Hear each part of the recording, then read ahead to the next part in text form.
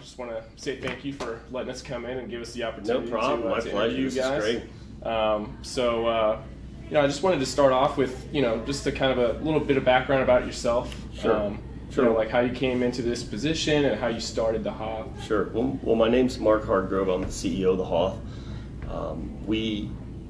There's a parent company called NextNet Media. We've been in the SEO space for over 15 years now, and we acquired the Hoth in 2013. So it was a startup. I think it was started in 2010, 2011 by a small group of bright individuals in the Chicago area, and we'd met them at a trade show, PubCon, and the guys had they had a lot of momentum. They had some innovative ways of doing SEO, and the company came on the market in 2013. So we were fortunate enough to be able to buy the business and really just take a great idea, a great group of people, and just add fuel to the fire, add financing,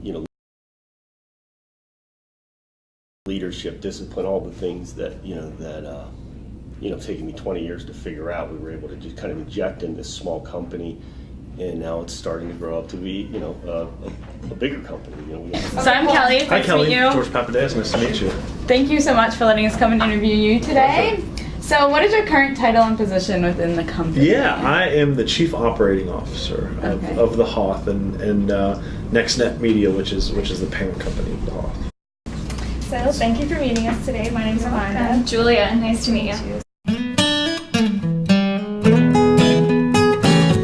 For people who might not have a good understanding of what SEO is, what is just like the basic idea? Well, of SEO? the way I like to simplify it is when you look at the internet, it's all digital. It's a bunch of stuff that sits in data centers, and we get online and whether we surf the internet, whether we get on our phones.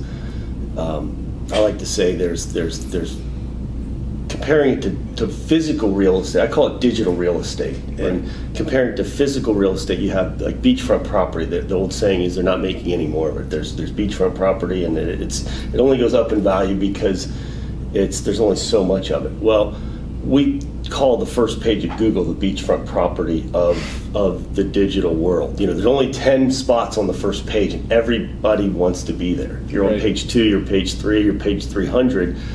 It's all relevant. Most people aren't going to page 2 or 3. They're page 1. They might go to page 2. Nobody's going to page 7. We can all agree on that. So you got this beachfront property, and that's where 99% of the commerce is done, is on that first page. If you're buying a suit jacket, if you're buying a Rolex, you're buying a pair of sunglasses, you're buying a car, whatever it is, you're going to go to the internet first to either research, reviews, find out your vendor, somebody to come build you a fence. And if you're building fences and you're not on the first page of Google, you're not building as many fences as the guy on page 1.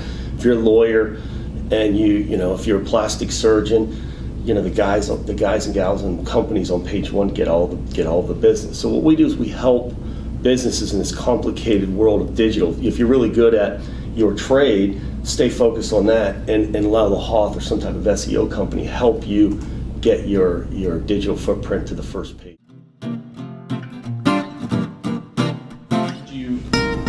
Just from the beginning until now, do you have a specific kind of leadership philosophy or anything that you kind of use to guide your organization down the right path to where it is today?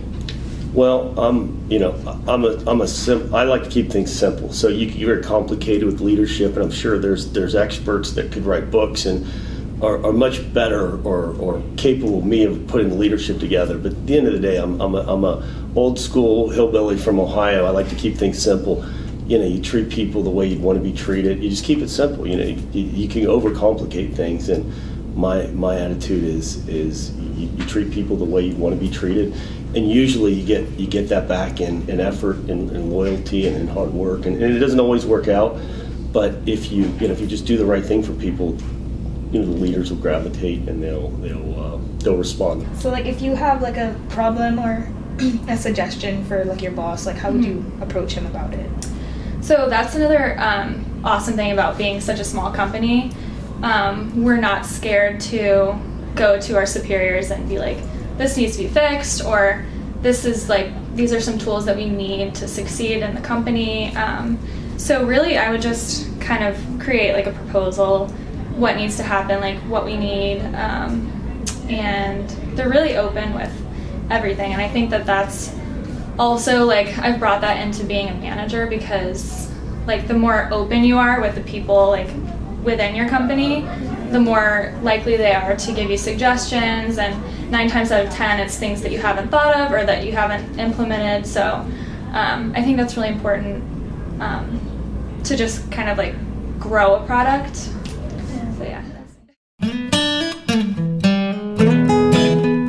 Motivating employees to succeed in a company, and expand a company and drive it forward. Is there anything specific that you do to motivate employees, or maybe some positive incentives and rewards, or maybe even some negative incentives to, get rid of or mitigate bad? Yeah, well, behavior? at the end of the day, again, I'm a hillbilly from Ohio. Again, I like to keep things really simple.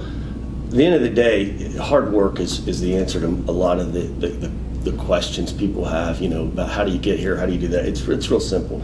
There's shortcuts everywhere in life. There's shortcuts in business. There's shortcuts in your academic career. Hard work always wins. It doesn't. In the long run, it always wins. You may feel like you're putting a lot of hard work and you're not seeing the results, but what's your definition of how long you've been doing it? So how did you get into the position that you're in right Hard now? work.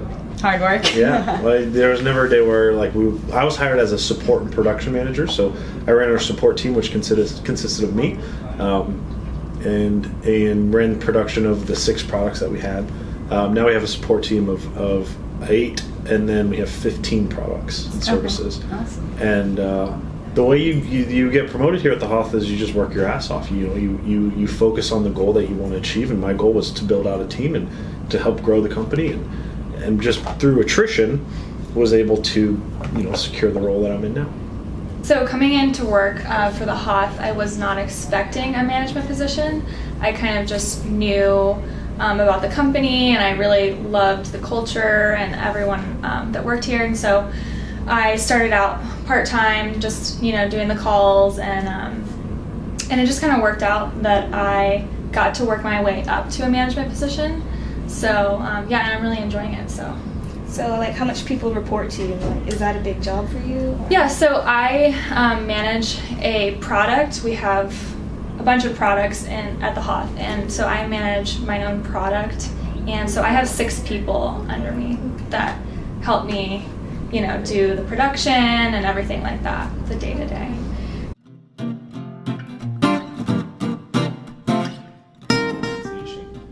Is there anything, like fun activities or anything that you like to do with the company, that brings people together and improves cohesiveness? Yeah, well, maybe outside the one of the workplace? things that is part of our culture is work hard, play hard. And what that means is it's not like you turn it off when you leave the office. You work your ass off when you're here in the office, and what we like to do is we like to have fun outside of the office as well. So, and I think it's important to get to know people's lives outside of the office. You have your family life, and then you have your work life. And between that's the majority of your time. So, we just went on a cruise, and it was very calculated. People were able to bring their significant others or their parents or whatever, somebody that was important to them. And what happens is, when people are here in the office, they talk about their home life, and when they're at home, they talk about their office life.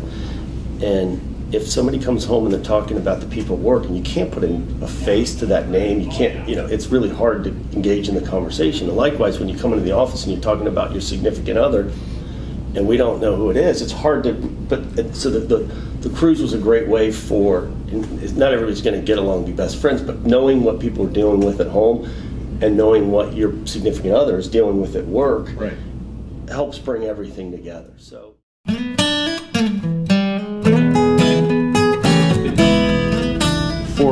For our class that couldn't be here today, if a lot of them potentially future managers, potentially future business owners. Sure.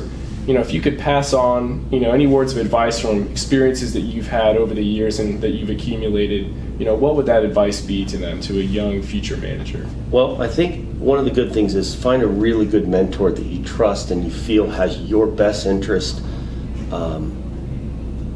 at heart. Because if I tell you this, here's the thing: the biggest lessons in life have to come with pain. When I say pain, meaning financial pain, physical pain, emotional pain. And when you experience real pain, you don't make that mistake again. Whether it's your personal relationships, whether it's your finances, whether it's your education, pain will teach you not to do something in it. You know, if I say this stove is hot, and Jared says, okay, it's hot, I won't touch it, but you touch it, you burn your finger, you don't touch the stove again. You know? So find a mentor that can help you treasure map. Find somebody that's where you want to be, right, and make that person your best friend, because they can save you a lot of pain if you really listen to them and they give you advice that this stove is hot. Now you don't have to touch it and burn your finger. My mentor told me that stove is hot. He or she is not giving me bad advice. I'm not going to touch the stove. And it's just a simple example. Find out where you want to be and find that treasure map, and realize that mentors are busy people, but they always want to give back. Awesome. Well, once again, I just want to thank you very much for giving us this opportunity. No, thank you guys. This was great. It was, this was your giving back, I suppose, a little bit for us here. So, well, yeah, I'm happy to do it. And like I said, hopefully you guys 10 years, 15 years from now will be in a place and you can give it back to future leaders out there.